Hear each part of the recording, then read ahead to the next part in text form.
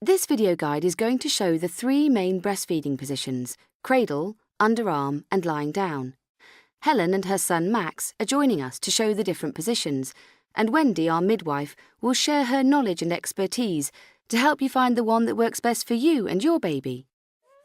Okay, so we're going to have a look at different positions to breastfeed, and I think the first one we'll look at the cradle position.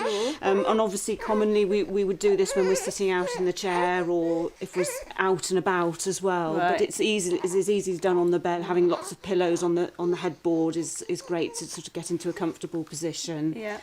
So if you remember to just have his nose in line with your nipple, so he will open his mouth naturally to the breast. And make sure his tummy is straight in line with your tummy as well, so it's actually in line, and that just makes the position much easier.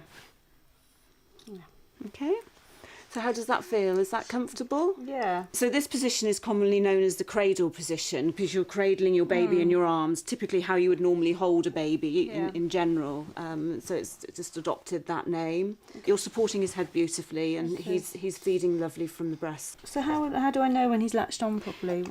And there's a lot of ways to find that out, really. But one of the things is you can actually hear him sucking. Can you hear the actual swallowing as well of the milk? And that's actually a very good way of knowing that he's actually fixed on properly. Okay. Okay, so shall we try a different position now? Yeah. Whereby you tuck baby underneath your arm. It's commonly known as the rugby ball position. Okay. Let me just Okay. break suction. Okay. Do you often need to do that? Yeah, and just use my fingers. It's quite a good idea actually, because it can getting actually sore. actually pull on your nipple a little bit and sometimes make them, the skin quite sore on the nipple. So it's a good way of breaking suction. If it's okay with you, I'd like to just talk you through it and just show you, demonstrate how it's done. Sure, absolutely. Is that okay if I take him from you? Okay, come on, little chap. Okay, so what you need to do is just support his head with your hands and then just gently tuck him underneath your arm like that. Okay, so you've got your hands supporting his head and then he's sort of resting in the crook of your elbow, and then you can just bring him to your breast, and then if he's going to latch on, he'll latch on that way. Okay. And this is a position that's particularly good for women, for example, who've had twins, because ideally you want to be feeding twins at the same time, and so it's good to have one attached to one breast and one attached to the other breast, so you can hold them both at the same time. Right. Okay. And the other thing as well is that sometimes if you've got a sore tummy, particularly if you've had a cesarean section, it's a good way to hold your baby to get breastfeeding established. Right, okay. And the other thing to point out as well, and it sometimes is a problem, is that if your breasts become engorged, changing the position of the baby on the breast sometimes will help that and relieve that a little bit. Okay. That's good to know. Okay.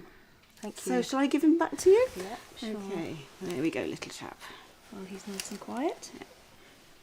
So the third position that I'd like to show you is lying down on your side, actually on the bed. Okay. So if I get you to put Max lying on the bed, Right. I lie down and then on if my you lie down side, and face me, Right. okay. If you keep your shoulder right down flat on the bed and get really comfortable, okay.